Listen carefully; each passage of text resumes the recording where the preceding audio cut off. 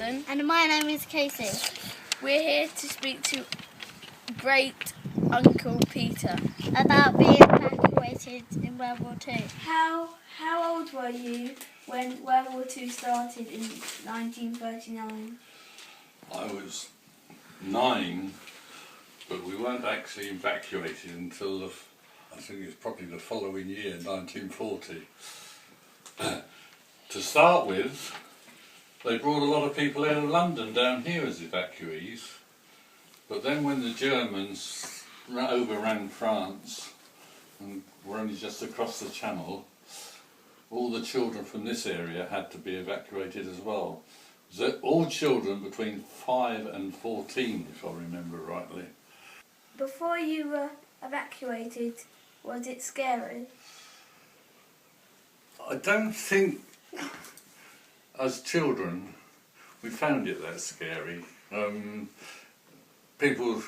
siren went and everybody ran for cover and that. The day war was declared, the siren went off and everybody thought there was going to be loads of German aeroplanes coming across, but it just didn't happen.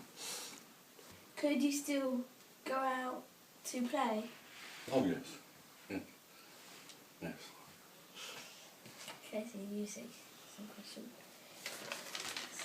Where did you live? I was living in Frampton Road at that time, just down the bottom of the hill. What do you remember of that time? Well, it was quite scary in a way, but as children I don't think we appreciated how dangerous it really was. Where were you evacuated to? I was evacuated to a little village called Boncath, B-O-N-C-A-T-H, which is over in Pembrokeshire, which was right over the other side of South Wales. Each class went to a different little village out there. There was Boncath, Crimmock, Auntie Ina was at St Dogmell's, Lady Vera Ralph down at the hall, she was at Kilgarran. They're all little tiny villages. How long were you away from home? I didn't stay that long actually. My mother came down. Auntie Ina was at St Dogmell's and I was at Boncath, but she came down, and like a lot of other youngsters, I think the parents realised what they'd done. Can you imagine Ina was 3 years younger than me. She'd only be 7 and she'd been packed off all that way. It must be at least 6 hours on the train. I need to go over there. And so my mum came down, didn't like leaving us there. So we couldn't come back to Hythe.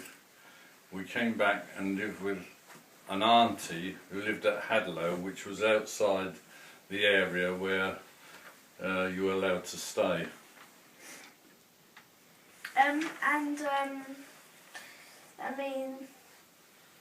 Roughly, how many years was it you away from Hythe? Well, all told, in Wales and in Hadlow. Yeah.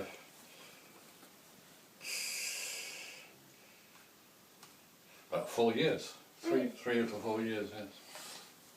What was the house like you were staying in when you was evacuated? Very primitive, really. If I show you that picture, that was the house I was staying in. There was no running water in the house.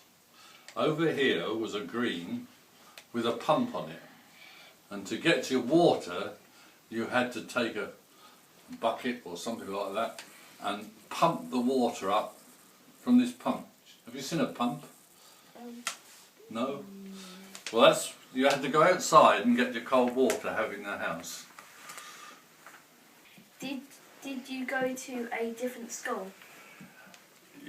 just one class was each of these villages, and our schooling, which wasn't very great, was done in the local village hall. Did you see lots of soldiers? No, we were right out in the wilds. There's no soldiers out there at all. It was very open country.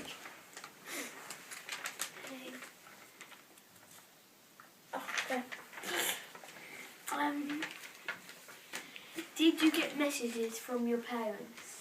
Oh yeah, we used Hello, to. John. They used to write letters, Yeah. and had letters come through the post. So we had that line of communication. I mean, like telephones. Were there telephones then?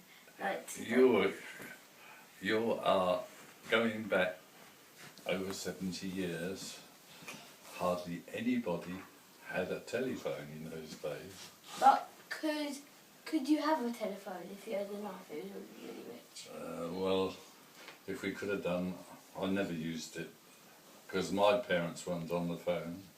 I don't know if you remember, they used to have telephone boxes out in the main streets that you had to go to ring, those big red boxes. But nobody had phones in their house. When did you find out that the war was over? When? Oh. How would you have to remember that?